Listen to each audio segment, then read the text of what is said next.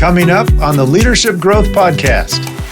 Your business is like a body, and it's got all of its bespoke, critical path, important parts that all need to be coordinated and organized collectively for efficiency. And so if you're the head, then you must realize that you need a right arm and a left arm, and those arms need their right hands and their left hands working well. That's kind of the direction I like to go. And then I like to have conversations around, in a gasoline engine, when it comes to high performance, it only takes a spark plug to break and your engine stops working, So I like to point these, how everything is interdependent in the business. Your value chain is not just sales silo or marketing silo. They all need each other, and you want to be optimized in a way that all of those functions are designed to work interdependently to get 10x strength, speed, accuracy, and output.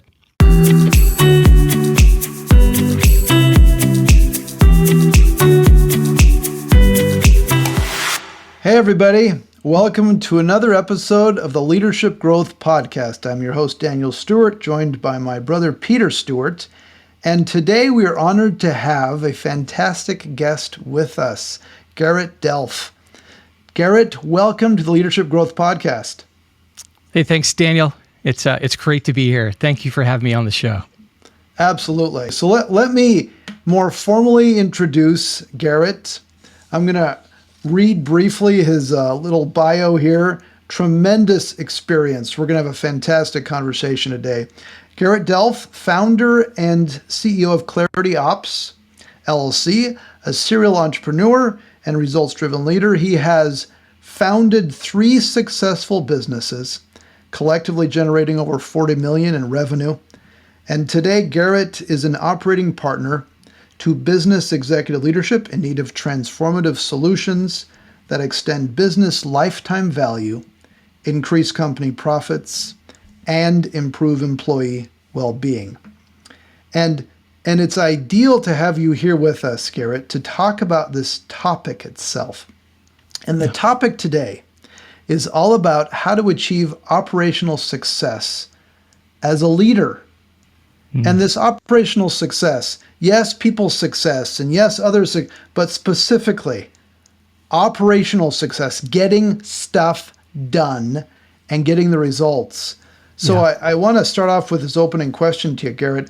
What led you to focus on this as a topic for so much of your life's work, including today? Well, where did that passion experience come from, helping leaders have operational success? Great question, Daniel. Honestly, it came from a bunch of pain and failure. Are we going to dive deep into all of those?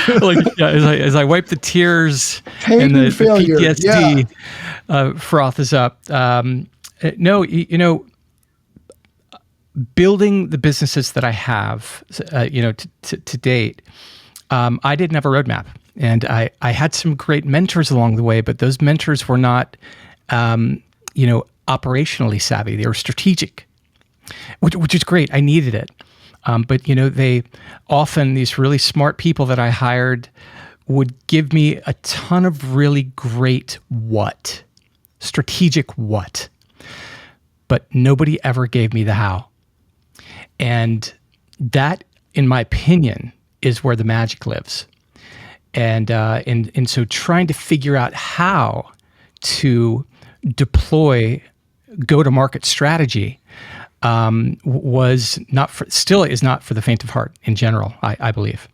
And so going through trial and error, I just found it to be excruciatingly painful and difficult. And, often it felt unsurmountable, and I couldn't find tools to do these things. And so you just, we've heard it, we all have heard this along the way, like it takes grit, and you got to keep on putting on grit every day. But over time, by God's grace, I architected tools that and empowered my businesses to actually do it, but not only do it sort of once or twice, but do it in perpetuity, repeatedly. And it was about 5 years ago that I thought, oh my gosh, like this is a secret weapon. This is a secret weapon. And I really think the world of business needs something that they can lift and shift into their org, drop it in a fast and easy way, use tools that are pre-built for operational efficiency and sturdiness and durability, and not have to slow down their business. Because I think that is the thing that most business owners, business leaders fret and resist, and that is having to stop and build. As a matter of fact, most can't even afford it. And so, right. And so that led to this, growing passion of mine. Like, maybe I could put a dent in this statistic of 9 in 10 businesses fail within, over the course of 10 years. 9 of them are dead. They're gone. What if I actually could put a dent in that and change the lives of business owners, business leaders, and their teams that they depend on to succeed? And that's the why behind the passion, Daniel. Oh, it's great to hear that as you're sharing that, Garrett. And as you started off talking about that distinction between strategy and operation, the what you're trying to accomplish versus the how. Yeah. And start elaborating on that a little bit more. But I think that's just to kind of pull back to that point a little bit more, because I think oftentimes we get so caught up in just the day-to-day, just the fires that are going on, and to pull up out of the weeds and really just think about that more distinctly.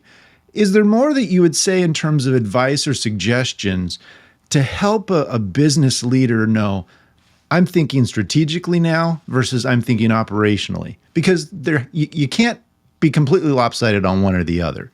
No. But how do you help find that balance, and what are those indications that, all right, we're doing a good job here?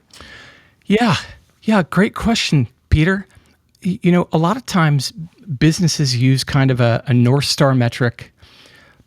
A lot of times it's revenue, and they go, if we're hitting our revenue targets and our customer churn in general is in a sweet spot, or we're happy with it, then we say we're doing good. In the meanwhile, and this is more probably personal to me, I think it, mileage will vary depending on what leader you talk to. But in the meanwhile, underneath these North Star success metrics is a tremendous amount of fret, pain, unhappiness, high employment churn, bloated cogs, waste, all inefficiency, all these sorts of things, which I would contend over time will degrade the business and suddenly crash the plane or cause a lot of harm. And so that would be my answer to your question there, Peter. Happy to dig more if you'd like. Yeah. And so building on that, Garrett, what I'm hearing from you is you're describing inefficiencies, waste. And what is so bad about inefficiencies? I know that sounds like kind of a dumb question, but what's so bad about them? Why do they emerge? How do you tackle them? Because the inefficiencies as humans, it just happens all the time. And sometimes we're aware of them. Sometimes we aren't. And even if we are, sometimes we struggle knowing what the heck to do with these inefficient, these things that just take a lot of time and effort and energy and resources. Talk to us in terms of how do inefficiencies get created? What do you do with them to become more operationally successful? Yeah. Again, fantastic question, Daniel. So I was, I think it's good to define inefficiency, which is essentially resources the businesses are paying for which are misused, poorly used, or unused. And those inefficiencies ultimately equal waste and loss. It's like, what is wasted? Money is wasted. Speed to deliver to customers is wasted. Imagine if Amazon was inefficient in their logistic output, in their logistic architecture. The very thing that allowed them to disrupt the marketplace in terms of delivering products with Prime would not exist, and they could not, reign in that area. So, but instead, imagine if they're like constantly emailing their customers and saying, sorry, we know you paid for Prime and we promised to deliver in 2 business days, but it's going to be 7 business days because we're struggling with inefficiency. Right? They wouldn't win. And so, these things like waste, speed to market, speed to innovate. You'd mentioned, Daniel, this idea of a kryptonite to the business. It's the law of entropy. It bogs down the business and it prevents it from achieving its ultimate goals, whatever that output is, to be competitive and serve their customers with excellence. That's how inefficiency cripples the business. You lose speed, you lose customers, you lose opportunity, you lose productivity, you lose scale. And then there's a whole host of negative cultural consequences that come with being inefficient as well. As a side note, this is pretty common in business. Going back to the stat, and most businesses failing, I would contend, although, probably there's some product market fit stuff in there and, finances are a big thing. But I think in general, I would contend it's the kryptonite in the operation that really harms them the most, And if there's time today, I definitely have opinions about how to solve that and how to solve that in perpetuity for sure. For sure. You mean we don't want to just sit here worshiping a problem? We want to actually give some advice on what to do? I love that. This is just the pragmatic nature of what we want to do, because, man, we could sit here talking about all of the reasons and how do you become aware of these inefficiencies, all that. But ultimately, it's like, what can you do about it? Mm-hmm. And I like your simple definition of inefficiency. It's a misused resource. Yeah. There's something wasted, something wasteful about what's being allocated. So with that, I'm sure you've talked to hundreds and thousands of leaders who find themselves in this sea of chaos, all these inefficiencies around them. Yep. Where do you start? Where do you begin to tackle this? Because, man, it can feel daunting. It sure can. It is daunting, by the way. Especially, Daniel, Peter, most businesses don't have the luxury of this sort of venture capital runway. They don't have the luxury to kind of have this, monthly spend that's going to, this daunting monthly spend that they get to just allocate capital to and make things work, and they have a 3 to 5 year run to figure it out. Most businesses all over the world, but especially here in our backyard in the United States, they're bootstrapped, and they depend on their monthly revenue and whatever bit of profit is left to reinvest back in the business. And so they're pinching. This is the reality of most businesses. And so where do you start? I would say, I think any business owner needs to start with actually valuing efficiency, valuing order. Because if you actually don't value it, if it's not important to you, then you will never do anything about it. I think that's the nature of values, I think then the other thing is, if you do value it, and you want to do something about it, then you have to figure out how to architect it. For those businesses that ultimately come to the place where they're like, inefficiency and the waste and the loss that comes with it is so painful to me, I want to do something, then I have a couple, a few recommendations. One is when it comes to your management and leadership, get them unified, because they are the ones that you've paid to be at the helm to ultimately drive toward your strategic goals and get the outputs that you want. And they need to be unified cross-functionally and vertically. I always recommend an acronym I like to use called PI, as simple as PI. Your leaders need to be professional, and then define the criteria of what professional means. They need to have integrity. I mean, just good old-fashioned, do what they say they're going to do. Be honest, don't lie. Those three things alone, man, they work magic in a business if all of the managing leaders are on board for that. And then the E stands for EQ, or empathy, where you have leaders that are aware, that they're working with humans, and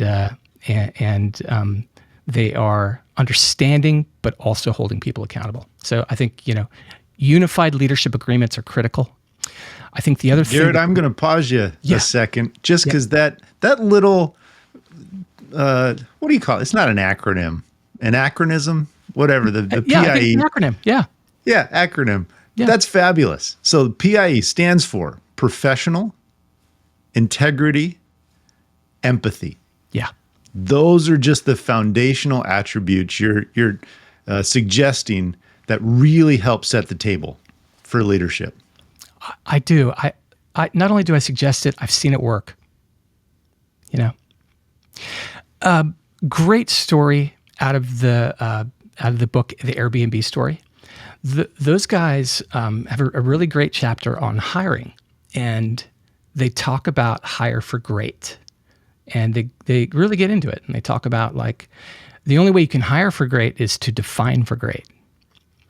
And so, business leaders, C-suite, founder, CEO, whoever's making these decisions at the top, they have the luxury, but also the privilege, and I would contend the responsibility, to set the stage here, to say that when we form our leadership teams or our leadership, these are the requirements, period. This is the bar. I think that's a really special thing. But, Peter, we were talking earlier about how, we just go fast because we're trying to build. And a lot of time these foundational pillars get left out. And then, as a result, chaos ensues. Yeah.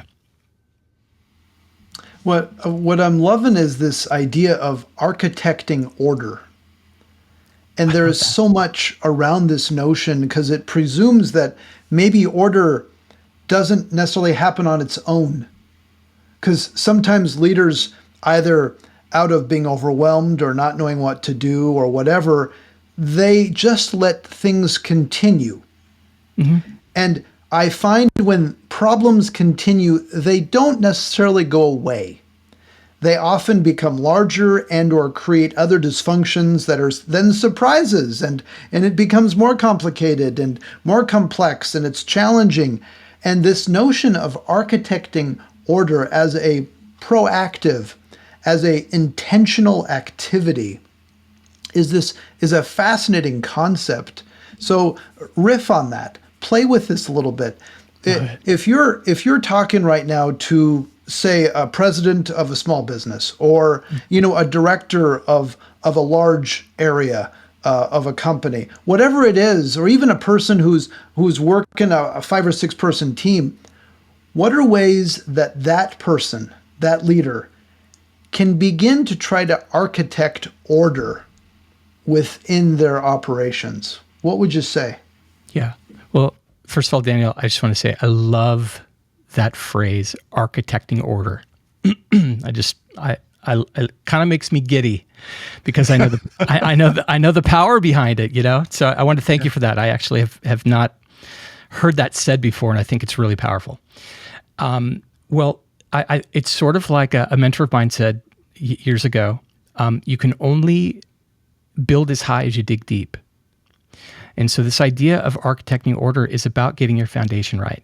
There's a reason that skyscrapers dig 20 stories deep, so they can build 200 stories high. And so going back to, it's all about that foundation thing. I'd say some foundational components is what I would recommend. And they would go something like, number one, distribute and load balance your leadership focus.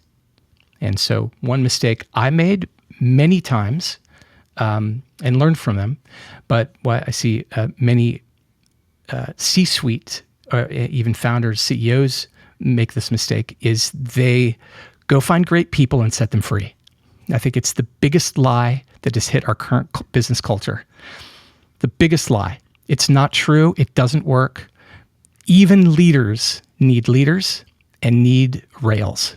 And so what I like to do is break that into 4 categories. Find your strategic leaders, find your maintain and support leaders, find your process leaders, and find your project leaders. And distribute those focus areas into bespoke roles that all work together. Don't cram strategy, maintenance, process, and project management into one leader. You're in for a world of hurt and in for a world of waste, loss, and inefficiency. Garrett, for our listeners, can you run through those 4 types of leaders again? Because I think that's a very helpful lens through which to view and leverage the talents that your team members bring. Because finding someone who's good at all of those, all 4 of those, that's a unicorn. That is rare. You're right. That's exactly right. It's unicorn, but that's what we do. We treat our managers like they're unicorns, and we're not. Anyways, it's I kind of came up on this concept. It's called the QuadCore management framework, Daniel, and I kind of just robbed from how computers are architected. And computer companies, when they make computers, we see it year after year. They're constantly focusing on efficient output and load balancing of data and power. And so that's where these 4 came from. The first is strategy.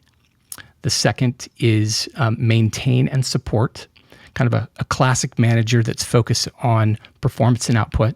And their job is just to make sure that benchmarks are stated, they're managed, and the output is guaranteed.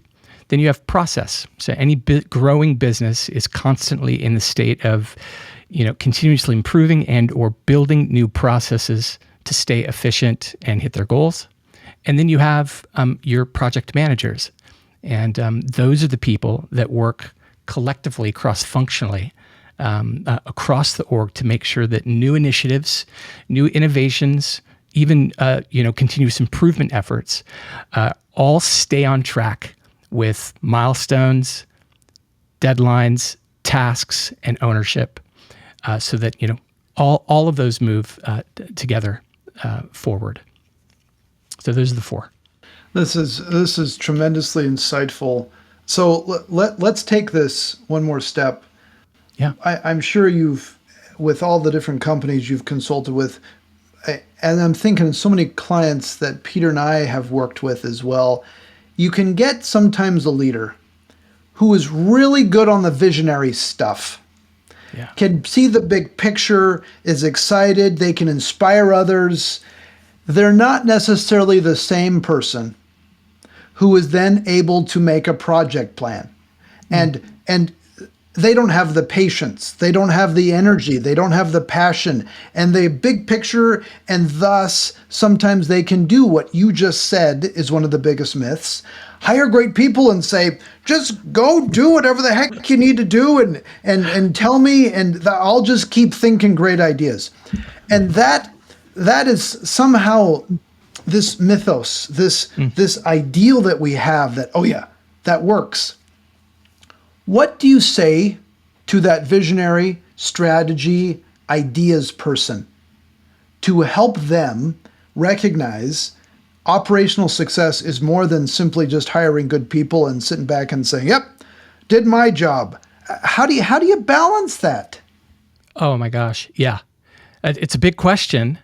I would go, where I would start, Daniel? I think I would go back to that thing we talked about earlier in the podcast is, do you recognize that this is a problem? Or do you think you are the smartest person in the room and you are a unicorn? Because what I've seen, consistently is if the person at the top, let's say the visionary often is the founder, or has that baton has been passed to a CEO.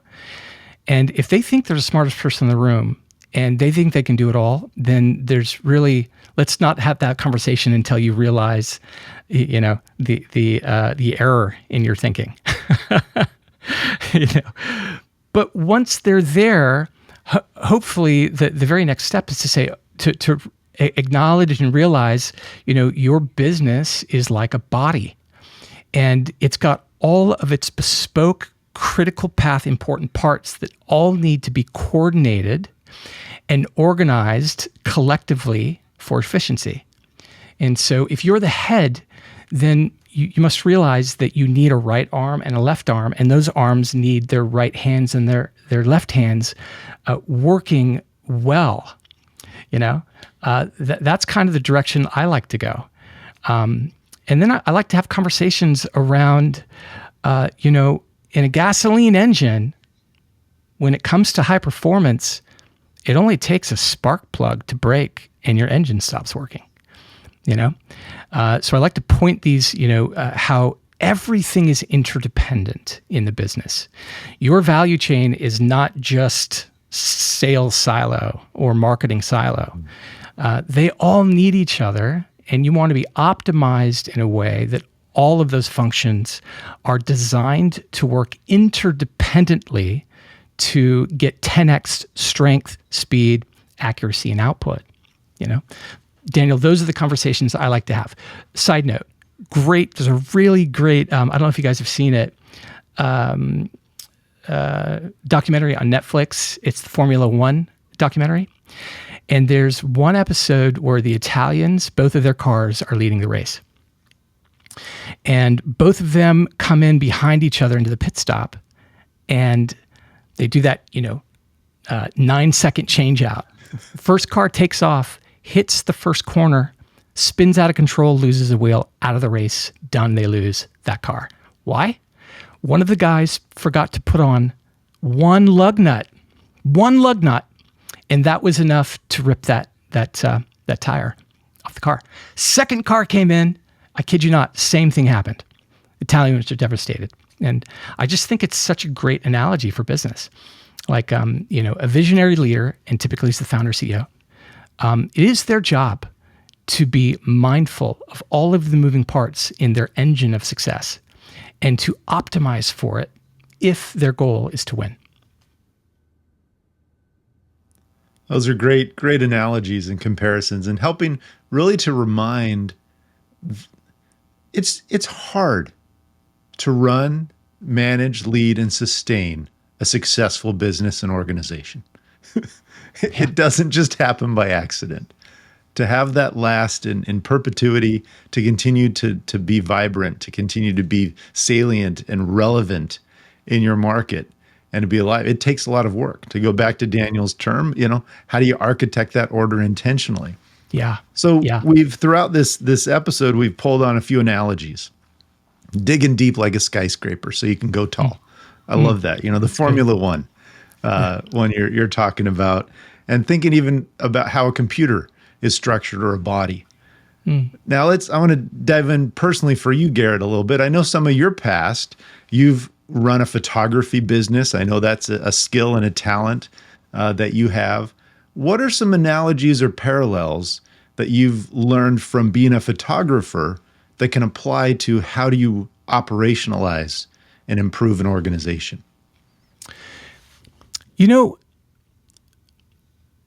My first large business, it was a small business, but for me, the first business that had, 15 people and a ton of moving parts was my photography business. And going into it, I did not realize how many moving parts there would be. And so I'd say for that business, I think the analogies for me were less about the art of photography, but more about how fascinated and how much I did not appreciate and I misunderstood that the business requirements below the surface of taking pictures were literally 200x that of taking pictures. And that was the big, I think that the biggest learning opportunity for me, that, it's the iceberg analogy, and the very tip was taking photos. But underneath that, 200 moving parts that I had no idea were going to be a requirement to make a living and provide for my family, and for that, I'm very appreciative and thankful that I was able to, see and learn about and figure out how to connect all of those moving parts in a way that delivers excellence to the customer, but also creates success for the business. That's fantastic. Okay, so lightning round question for you, Garrett. Yeah. Okay, so with all your experience that you have, what is the one tool, what is the one place, approach that you would recommend for a leader to be able to help build an operationally successful organization? What's the one tool that you'd recommend? Okay, this is an agnostic answer. I think the best tool any leader in any business can use is a job description. I think it is the most underutilized, unappreciated tool in business, the job description. Why? In my opinion, it is the DNA in the seed of the apple. It is all of the meta, all of the instructions, all of the things, if you get it right, that lead to the intended outcome that the business wants. Because when you begin to assemble all of the job descriptions into the foundation of the org chart, and then vertically and horizontally as it grows out, these all are connected. And they map. If a business owner or leader would just invest in the job description, it will map and get it right. It will map its own way to success. It will provide instruction, guideline. It will manage expectations. It will point to output. It will produce profit. That's it, Daniel. The clarifying of expectations, that is powerful. Yeah. That's fantastic. Well, as we wrap up here, Garrett, thank you so much for being a guest here. As our listeners are listening here, and they want to reach out and chat with you in any way, how can they get a hold of you? Well, thank you, Daniel. By the way, Daniel, Peter, thank you for having me on your show. This has really been great. Like I said, it's talking about this stuff's like going to Disneyland for me. So thank you very much. I can be found on LinkedIn. Garrett Delph is my handle. And also they can check out our site, clarityops.co, and lots of content there and stuff about what we do and where we focus. That's awesome. Well, it's been a pleasure, Garrett. Thanks for all the insights, and I hope people can look you up and learn more. As listeners, as we're wrapping up this episode, I hope you're also thinking about what is the one thing, what's the one takeaway for you that you are going to commit to be a better operational leader. It's a great challenge, especially to turn all of this great insight into action and to help your organization and your team, which is really, of course, the whole purpose here for our Leadership Growth Podcast, helping share the tools and ideas to be able to help elevate your ability to lead others. Thank you, everyone, for joining. Again, thank you, Garrett. Great seeing you, Peter, as always, and all of our listeners. All the best. Like and subscribe in the future, and we look forward to having you at a future podcast episode. All the best. Take care, everyone. Bye. If you like this episode, please share it with a friend or colleague. Or better yet, leave a review to help other listeners find our show. And remember to subscribe so you never miss an episode. For more great content, or to learn more about how Stewart Leadership can help you grow your ability to lead effectively, please visit stewardleadership.com.